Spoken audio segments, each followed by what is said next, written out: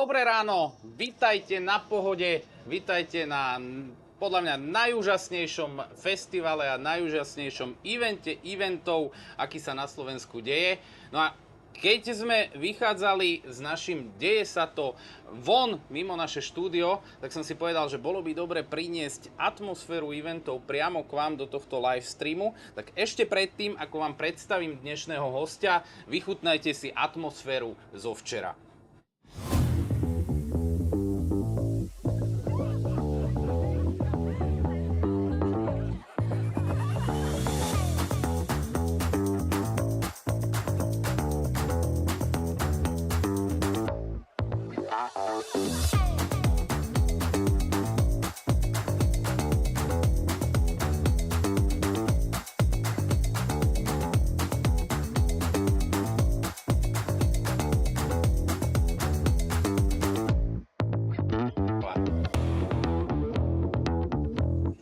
Tak dobré ráno ešte raz. Mojím dnešným hosťom bude moja kolegyňa Hanka Kopkašová. Hanka, vítaj. Vítam. Hanka je naša executive directorka bratislavského ofisu. Hanka v Creative Pro vyrastla úplne od brigadnickej funkcie až dneska teda robí executive directorku v bratislavskom ofise. Okrem toho, Hanka je skvelý človek, s ktorým sa vieme rozprávať o festivaloch, pretože ich má veľa zažitých, veľa toho skúsila, veľa toho pripravila na festivaloch. My sa dneska nachádzame v Orange zóne, ktorú Hanka tiež vlastne spoločne s klientom pripravila, spoločne aj teda s našim tímom. A poďme si povedať niečo o tom, ako funguje marketing značiek na festivaloch. Hanka, vítaj. Vítam, ďakujem všetkým, dobré ráno. Začnime tým, že čo je vlastne tá podstata toho, že prečo tie značky na festivaly chodia, prečo sa tu potrebujú promovať, čím je to pre tie značky zaujímavé, čím je to pre nich výhodné byť na festivale. Z môjho pohľadu je to veľmi dobré spojenie značky s nejakými hodnotami, hej, preto si vyberávajú nejaké konkrétne festivaly, ktoré spĺňajú ich hodnotové rebríčky, ich proste poslanie a podobne. Na druhej strane chcú dodať aj tým účastníkom nejaký komfort, hej, čiže akože my vlastne dodávame ľuďom komfort v štýle, že si môžu nabiť telefóny, môžu si oddychnúť v chill-out zóne, môžu si dať dobrú kávičku v našom bare a kebyže snažíme sa im tú pohodu, ktorú majú v domácnostiach, kde im nikde nič nechýba, dostať aj na ten festival, kde sa to stavia na zelenej lúke a v podstate to musíme vybudovať samozrejme spolu s organizátorom. Na druhej strane myslím si, že značky chcú byť love brandami, čiže chcú mať aj nejakú zaujímavú vizualitu, ktorú si ten návštevník zapamätá a stade odnesie. Zároveň veľmi dôležité si myslím, že je pre nich akoby, že mať tú atmosféru, mať tú dobrú energiu, naozaj, aby ten účastník proste sa tam cítil v pohode a ako doma. Ale tá Orange zóna, to vlastne nie je len nejaký akoby stage a vedľa toho nejaká chill-out zóna, ale vlastne celé to je od stageu až po Optimistan, ktorý je tu na kúsok za nami. Čo tým tá značka sleduje? Že nespraví vlastne len ten stage, kde máš akoby logo, áno, ale máš aj nejaké to vytvorenie pohody a ten Optimistan ako s tým súvisí? Optimista, myslím si, že s tým súvisí z jedného dôležitého dôvodu a to je, že sa tam je tam priestor na rozoberanie tém, ktoré Orange potrebuje rozoberať. Hej. Či už je to ich sponzorstvo s hokejom a sú tam diskusie v rámci Citronády, alebo sú tam veľmi dôležité témy, ktoré oni majú vo svojich hodnotách a to je nejaké digitálne bezpečie alebo bezpečnosť detí v online priestore, aké sú tam nástrahy. Veľmi sa na to zameriavajú, myslím si, že je to extrémne dôležité, pretože naozaj tá doba, čo nám priniesla a priniesla nám tie vymoženosti, všetko, čo vlastne akože si môžeme jedným klikom nájsť za chvíľku, tak spôsobuje aj tú trošku odvratenejšiu stránku toho a to je presne, že tie nástrahy, to nebezpečie, že nevieme, kto je za tým počítačom na druhej strane a podobne. Čiže myslím si, že to je veľmi také pekné spojenie, že máme tú hudbu, ktorá je akože priorita toho festivalu, ktorá podporuje či už nejaké slovenské, ale aj zahraničné talenty, kde vidia tú značku na tom stage. Na druhej strane ten komfort služby, ktoré proste sa snažia ľuďom prinášať a v neposlednom rade a dôležitá úloha zase tá nejaká ako kebyže zodpovednosť v rámci tých tém, diskusí a podobne. To je inak super, lebo asi neexistuje veľa nejakých možno, že public eventov alebo veľa tých možností, kde vlastne klient vie komunikovať takto spontánne, takto prirodzene nielen svoje produkty, ale nielen svoje produkty, ale v podstate aj svoje hodnoty, aj nejaké myšlienky, niečo viac, čím chce byť výrazný. Áno, ja si myslím, že presne, že festivaly sú na to vhodný priestor, pretože podľa toho aj aký festival si ten klient vybere, je asi úplne jasné aj aká cieľovka na tie festivaly chodí a tým pádom ako kebyže vysiela už aj tam nejakým spôsobom nejaký signál, že aké sú tie jeho hodnoty a čo je pre neho dôležité, hej, že tak ako kebyže asi nepôjdeme na nejaký extremistický festival robiť zónu pre klienta, tak ako my ako firma sa nechceme samozrejme spájať s takýmito vecami, tak si myslím, že aj klient sa prirodzene spája s komunitami, ktoré proste mu napomáhajú spĺňať tie ich poslania a hodnoty. To je super. Ale na každom festivale je vlastne množstvo partnerov. Aj je samozrejme niekoľko tých najväčších, ale potom je akoby spústa tých malých. Ako sa odlíšiť, alebo ako prilákať, lebo už aj to konkurenčné prostredie tej komunikácie na festivale už je ako keby dosť značne akoby preplnené. Ako sa to robí? Ja si myslím, že každá značka chce samozrejme zaujať aj vizuálne, hej. Pokiaľ je tá zóna pekná, pokiaľ je čistá, my naozaj každé ráno o 7 sem nabehneme, či sú to naši brigadníci, či je to CEO, či som to ja, či sú to všetci kolegovia z produkcie, z accountu a umývame podlahy, hej. Už aj takéto ako kebyže drobnosti a detaily podľa mňa tým návštevníkom spríjemňujú ten pocit, že nie je v tej zóne bordel, že sa neboja si sadnúť niekde, lebo je tam čisto, hej. Čiže myslím si, že či už vizuálna, ako kebyže identita, ktorá tú značku nejakým spôsobom definuje, ale zároveň samozrejme aj ten komfort, čistota a podobne. Áno, je tu veľa rôznych značiek, majú krásne zóny, hej, že samozrejme ja mám rada aj farebnosť v tých ako kebyže zónach a samozrejme potom lákajú či už nejakými aktiváciami, hej, aktivitami pre tých účastníkov, či sú to už nejaké adrenalinové zážitky, alebo nejaké vedomostné kvízy. Ľudia sú hraví. No to už sú v podstate tie hodnoty, ktoré tá značka chce komunikovať, hej? Že či chce byť viacej hravá, alebo chce byť trošku napekno, navážno, alebo ako... Spomenula si ľudí. Ja si myslím, že každého bude veľmi zaujímať, že ako dlho sa takáto zóna stavia a koľko ľudí vlastne je potrebných na to, aby tá zóna fungovala. Áno, v prvom rade si myslím, že organizátori každého jedného festivalu si uvedomujú, že najdôležitejšia je bezpečnosť. Čiže áno, aj tie stavebné práce proste by mali byť rozložené v horizonte nejakom, aby to bolo bezpečné pre tých ľudí, ktorí to robia. Čiže tá príprava je naozaj že dlhá, hej? Že my sme reálne na festivale od 1. júla, respektíve od začiatku júla. Vždy to vychádza samozrejme na nejaký iný termín podľa toho, kedy je pondelok.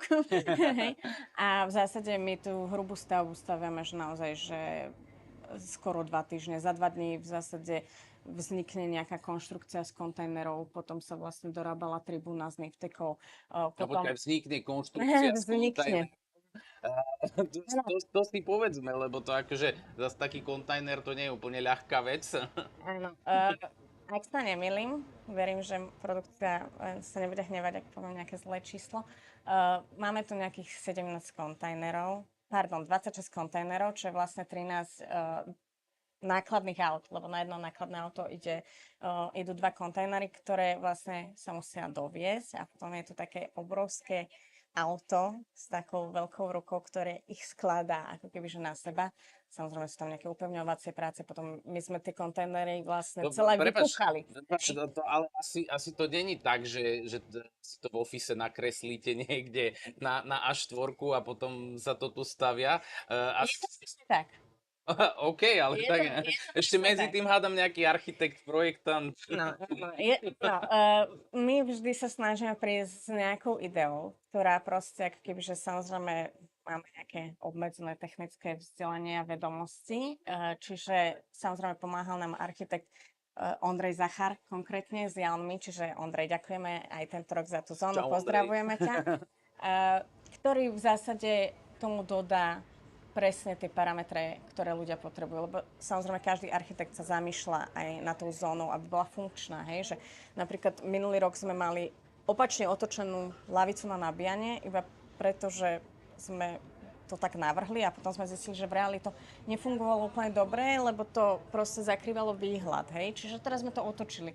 Že my sa akože samozrejme každý rok veľmi učíme aj na tých festivaloch. Keď sme to robili prvýkrát v roku 2018 Orange Zónu, vtedy sme si tak vtipne asi povedali, že áno, papier znese a potom v realite, keď už, lebo ono to musí samozrejme vyzerať pekne, aby to ten klient kúpil, však asi to nie je žiadna novinka, hej, že každý akože... No veď to je práve to, že tá značka akoby potrebuje zaujať v tej konkurencii ostatných značiek, tak ono to musí byť pekné, ale... Áno, ale ja potom akože som taká veľmi striktná, že vizualizácie sa musia stretnúť s realitou. A potom to je druhá časť a tretia časť je naozaj, že keď už prídu technici, keď sme robili proste zlešenia zónu, tak proste technici naozaj, že každú jednu zavetrávaciu tyčku tam museli samozrejme nakresliť, aby bolo jasné, kde čo, ako statické posudky. Čo sa týka napríklad týchto dodávateľov kontajnera, tak naozaj nám zrazu ukázali, že čo všetko sa dá, čo sa nedá, lebo mali sme aj návrhy také nakreslené, ktoré neúplne sa dali zrealizovať. A potom vlastne sa to samozrejme konzultuje s klientom a už to upravujeme podľa možností a schopností, ktoré ako keby, že nám aj tie technické riešenia dávajú. Čiže trvá to v zásade, vrátim sa k tej otázke, nejakým spôsobom nejaké 2 týždne. Keď máme takú hrubú stavbu, tak potom začína naozaj že strašne mravenčia práca, čo sa týka brandingu. Hej. Konkrétne v tejto zóne sme ten branding museli upraviť tak, aby to sedelo na každý schod, hej, aby to proste bolo krásne. To je inak veľmi pekné, to bolo vidieť aj v tom úvodnom videu, že vlastne celý ten amfiteáter vytvára ako keby jeden veľký pútač, jeden veľký headline. To je... Na druhej strane zase presne, že museli sme si dávať pozor na to, že na papieri je to pekné, lenže to prostredie festivalové je, že tá lúka je krivá, hej. Čiže sme sa rozhodli, že na posledný schod nedáme branding, lebo nevieme, či ho nebudeme musieť strihať, hej, podľa toho, ako sa vyváži zóna, ako to ako keby, že bude v celku vyzerať. Čiže sme si povedali, že to nebudeme riskovať, čiže na spodok bude iba biely a vlastne ten posledný schod nemôžeme dávať žiadne informácie, ktoré môžu byť dôležité. Čiže ten branding je naozaj že náročná súčasť toho procesu. A zároveň my musíme myslieť aj ekologicky, aj ekonomicky. A my túto zónu potom vlastne prenesieme na grade. Ale v trošku malej zmene, hej, že proste budeme mať iba jednu tribúnku, nie dve.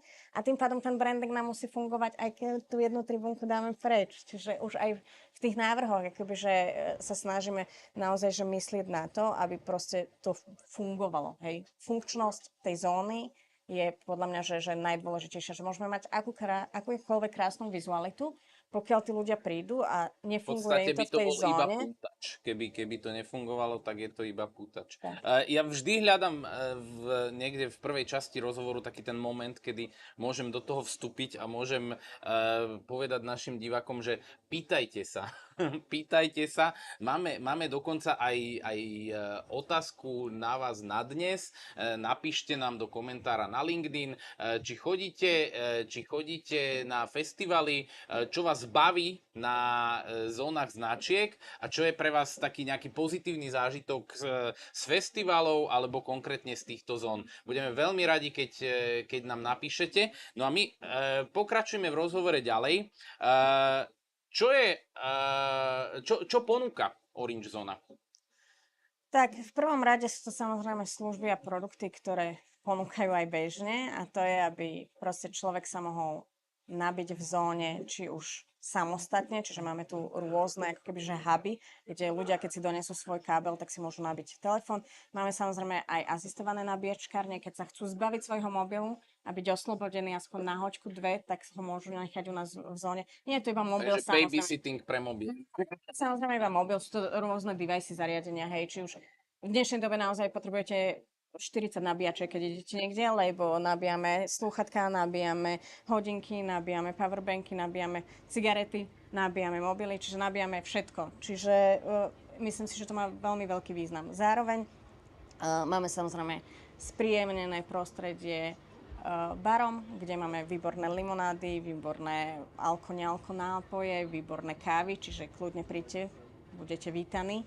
A zároveň samozrejme máme tu aj aktivity, ktoré sú v nejakom obmedzenom časovom režime. Je to Orange Music Box, kde ľudia môžu prísť a je to také živé karaoke a nahrať pesničku. Dostanú za to krásne oranžové okuliare, ktoré sú ikonické pre Orange.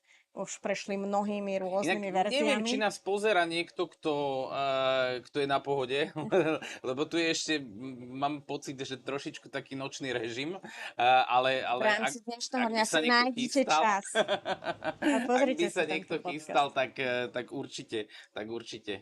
Áno, a zároveň samozrejme my poskytujeme aj v stanových mestečkách nabíjacie asistované také stanice, by som to nazvala, pretože ľudia, keď idú spať, tak je to vlastne vhodná príležitosť si tam ten mobil nechať. Tie sú vlastne zabezpečované non-stop. O 9:00, čo je za 45 minút, nás tu čaká ranná joga, ktorú tiež každoročne prinášame na festival. Podľa mňa je to veľmi, veľmi úspešné na ráno, pokiaľ nesvieti slnko, sa ponaťahovať a naštartovať svoj deň. Zároveň samozrejme tu máme stolné futbaly, čiže je to aj také ako keby že hravejšie. A premýšľam ešte, verím, že áno, jedna dôležitá vec, zber starých mobilov. Recyklujeme stále telefóny, zbierame stále telefóny, každý rok je to obľúbená aktivita a v zásade klient samozrejme aj motivuje ľudí, lebo sa žrebuje o lístky na pohodu na ďalší rok. Čiže zbav sa svojho starého mobilu, ktorý klient za teba zrecykluje a môžeš vyhrať lístok. Takže v podstate aj na takéto niečo sa dá využiť akoby tá propagácia značky v rámci festivalu. Ešte, jednu vec, aby som nezabudla, máme tu aj expertov. Máme tu odborníkov z Orange, ktorí ľuďom vedia samozrejme pomôcť a poskytnúť akékoľvek informácie. Čiže sme plne vybavení ako na predajni, tak aj tu. To je vynikajúce. Ty máš prechodených festivalov viac, nie len ako event manažér, ale aj ako účastník. Čím sa Pohoda líši od ostatných festivalov? Ja si myslím, že Pohoda tým aj akú dlhú históriu má za sebou, čím všetkým si prešla, hej, že neboli to podľa mňa veľakrát ľahké ročníky, či už koronové, alebo akékoľvek predtým a možno aj teraz, hej, lebo s tým financovaním tých festivalov si myslím, že naozaj niekto to musí robiť s láskou a dušou, lebo to nie je určite jednoduché. Čo sa už týka, všetky ceny rastú samozrejme, hej, ľudská sila, stavby, technika, prenájom, všetky tie služby, ktoré Pohoda napriek tej ťažkej situácii vždy sa snaží dodať vo full service, hej, že ako keby, že aby ľuďom tu nič nechybalo. Tak napriek tomu, ako keby, že nedvíha tak rapidne asi až tie ceny lístkov samozrejme a hľadá riešenia, hej, riešenia typu nekonečná pohoda. Ja som to kúpila frajerovi na Vianoce, lebo pre mňa to bolo, že wow, že super marketingový nástroj, super proste ako keby, že propagácia tohto typu. Chápala som, že asi je potrebný nejaký balík peňazí v danom čase mať a bolo to veľmi kreatívne riešenie. A myslím si, že tí návštevníci sú takí oddaní, že rozumejú veciam, hej, že proste, že neprídu na festival, lebo ho chcú hľadať chyby, hej, alebo hejtovať, alebo akoby, že neprídu za tým.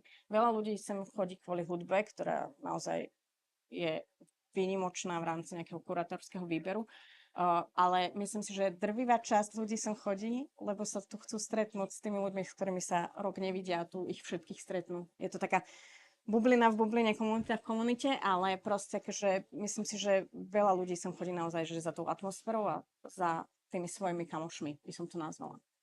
OK. Peťa Naďová nás pozdravuje, píše, podľa mňa sa chce aj opýtať, že čo s tými banermi bude, ako poznám Peťu.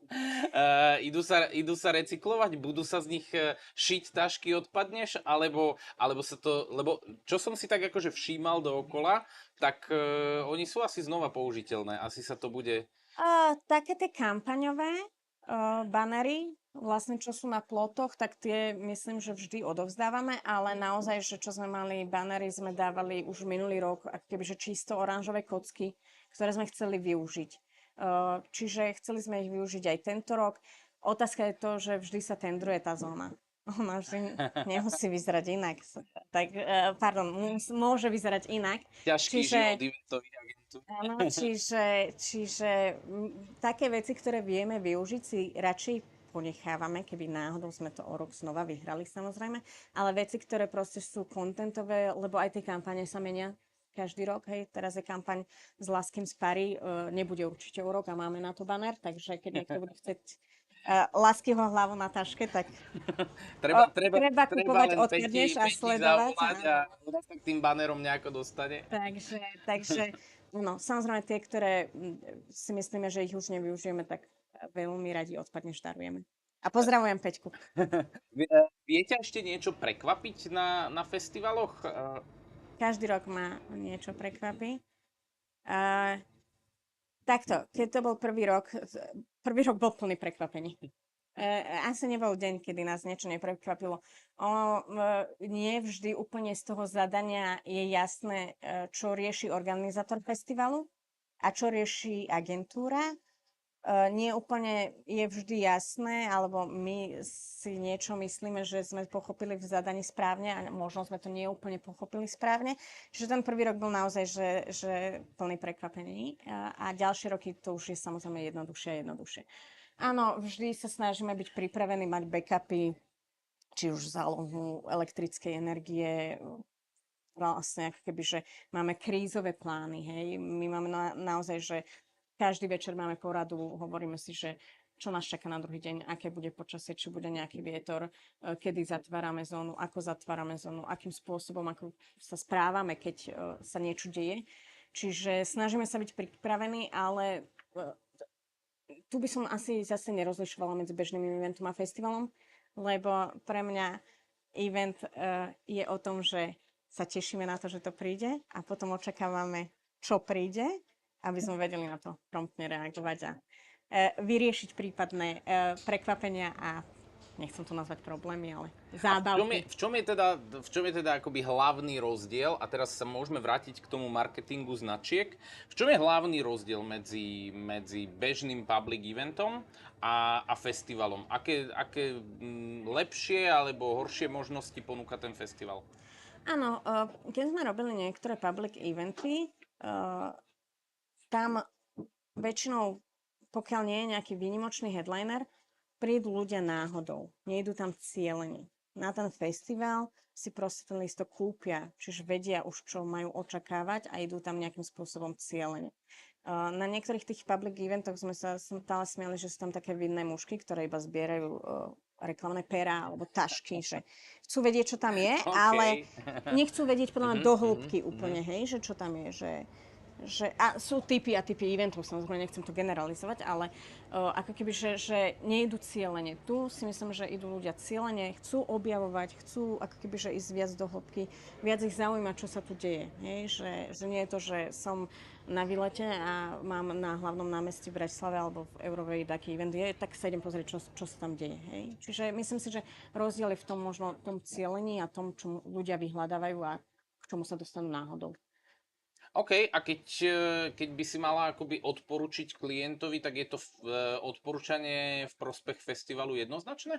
Podľa mňa áno. Pokiaľ si vybere festival, ktorý mu fituje do toho jeho portfólia, kde má zákazníkov, ktorých potrebuje buď pokryť, alebo im chce iba kebyže dodať takú nejakú informáciu o sebe, že tu som, čiže niečo tým vysielam, tak určite áno. Myslím si, že festivaly sú veľmi, veľmi dobrý nástroj na tú propagáciu a ten love brand si vytvoriť cez tie festivaly. A v čom je tá príprava, možno taký akoby najzákladnejší rozdiel v tej príprave, v tom, aj tá príprava tej komunikácie, aj tá príprava možno, že produkčná. Rozdiel medzi festivalom Áno, a áno, verejným áno, áno, áno. podujatím. Mhm. No, ja tie festivaly, ja by som chcela, aby boli v prostredí, kedy je 20 stupňov. V posledné dni nám to sťažujú. Teraz je príjemne. No ale tým, že tá príprava podľa mňa, že trvá dlho a je v podmienkach, v akých je, že proste keď prší, tak sa nedá pokračovať, keď sú 45-ky, tak sa dá pokračovať, len ako keby tá práca nemôže ísť tak kontinuálne, treba si oddychnúť, treba ísť do tieňa, treba veľa vody piť a podobne, čiže ako keby, že je to extrémne ťažké, si myslím, že pre produkciu vytvárať festival.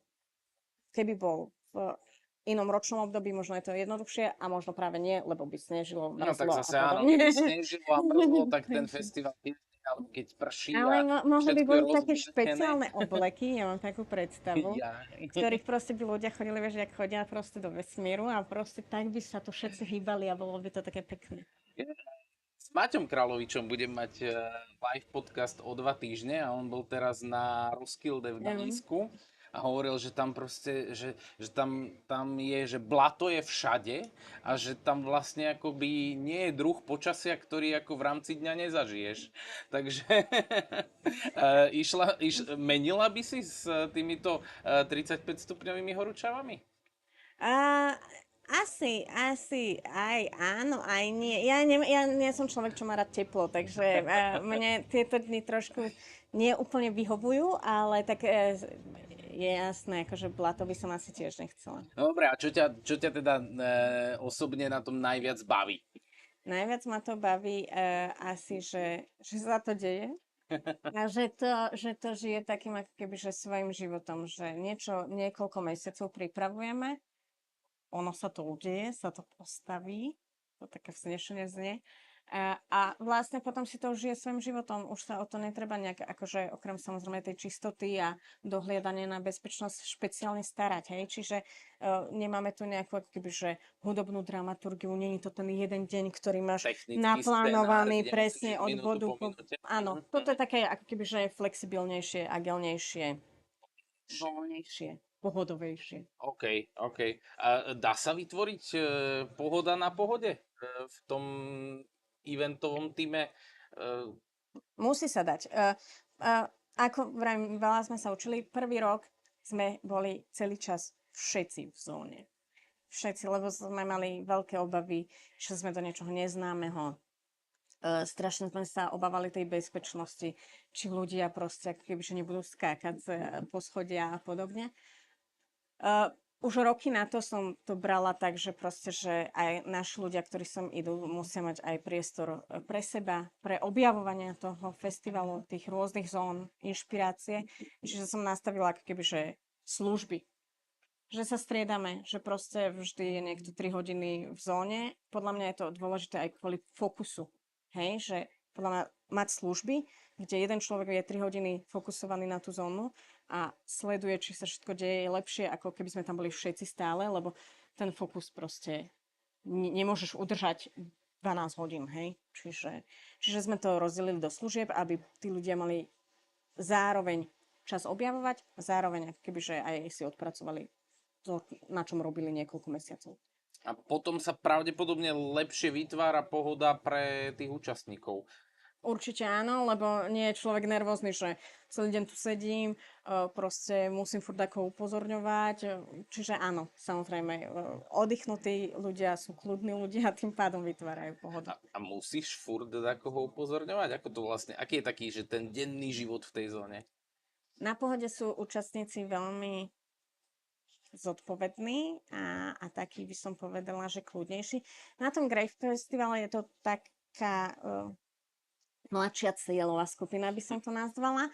Takže nie je to, že furt upozorňovať, ale proste akože naozaj, že ja som mala vždy stres, že safety first, hej, že proste, že musím furt sa pozerať, či niekto nespadol, či niekto nezakopol. Sledujem aj to, že keď niekto zakopne, tak asi tam je nejaký problém, ktorý sme my neodchytili a asi ho treba vyriešiť, hej, že asi to nefunguje tak, jak sme si mysleli, lebo my tú zónu poznáme, vieme, kde je aký schod, hej, čiže že nie je to iba o tom upozorňovaní, ale možno ešte doľaďovanie takých detailov, hej, že sledujem, že čo sa deje, čo funguje, čo nefunguje. Viem klientovi tým pádom lepšie odporučiť úrok, hej, že toto síce sme si mysleli, že to je krásna idea, ale vôbec to nefungovalo. Hej, že proste, že nemalo to taký výtlak možno, aký sme predpokladali. A to je podľa mňa úplne normálne, pokiaľ to nevyskúšame, tak to nemáme úplne ako vedieť. Jasné. Na tomto sa asi ťažko učí doma od stola a ťažko sa kreslia nejaké plány. Dôležité je to, ako sa to potom vlastne uchopí a zrealizuje. Spomenula si rozdiel medzi pohodou a grapeom. Spomenula si aj to, že vlastne tá klientová zóna sa upravuje z jedného festivalu na druhý. Toto ma zaujíma, že vlastne že prečo sa to robí? Pre tú inú cieľovku? Alebo preto, že chceme to mať také akože pestrejšie, rozmanitejšie? Čo je ten hlavný dôvod, že vlastne... Lebo však Grape sa vlastne posledné roky koná tu na Trenčianskom letisku, tak to by bolo možno najjednoduchšie toto aj niekde nechať a len v tom pokračovať. Prečo sa to mení medzi tými festivalmi? Sú viaceré samozrejme dôvody. Čo sa týka, áno, tým, že Grape sa presťahoval do Trenčína, tak je to ako keby, že z jednej strany je to jednoduchšie samozrejme pre nás ako organizátorov, že poznáme to letisko, zároveň sa mení celá dispozícia festivalu, hej, že Pohoda má naozaj tie stage nastavené ako keby, že do rôznych svetových strán, aby ten hudobný zážitok bol čo najväčší a ľudia, keď sú v jednom stage, tak nepočujú hudbu z druhého. Grape tú koncepciu má trošku inú, viac ako keby, že z môjho pohľadu vizuálnejšiu a všetko to sústredí do stredu, do centra. Tým pádom, ako keby, že my aj tú zónu vlastne máme otočenú na hlavný stage. Tým pádom má zmysel tá jedna tribúna, ktorá bude vlastne taký centrálny prvok, ktorý bude super výzus na hlavný stage. Zároveň samozrejme sú to roviny aj ekonomického charakteru, a teda budžetového, že my každý rok bojujeme ako keby, že na festivaloch s rozpočtami, hej, že ono to nie je úplne akože jednoduché, podľa mňa, že aj pre klienta vysvetliť to zameranie tej cieľovky, že je dôležité, hej, že ten sponzoring ako keby má potenciál, nie je to iba, že ideme sa zabaviť všetci na festival, áno, že to má aj nejaký iný zmysel. Čiže my musíme samozrejme hľadať nejaké kreatívne riešenia, ktoré sú funkčné, ktoré neohrazia tú zónu a zároveň ako keby, že, ktoré sú aj ekonomicky proste výhodné. Čiže toto je dôležité. Dôležité je ešte povedať to, že my tu nemôžeme bohužiaľ ostať mesiac v tej zóne. Musíme ju zbaliť a musíme ju na novo postaviť potom na ten Grape Festival. Samozrejme, ale je veľmi super, že nám aj organizátori jedného, druhého festivalu, aj letiska povolujú nechať tu, ako kebyže tú stavbu niekde vzadu v rožku odloženú, lebo samozrejme zase sú to nejaké náklady na dopravu, ktoré ako kebyže nemusíme znášať. Čiže pomáhajú nám naozaj, že aj festivaly, aj letisko, aj miesto a samozrejme proste klient sa snaží všetko spraviť preto, aby to bolo každý rok lepšie, ale myslím si, že tie budžetové boje sú asi všade nejaké, hej.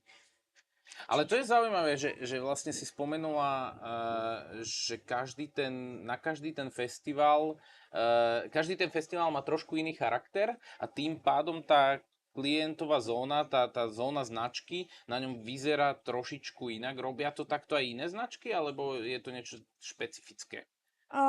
Takto, minulý rok sme mali úplne totožnú zónu na oboch festivaloch.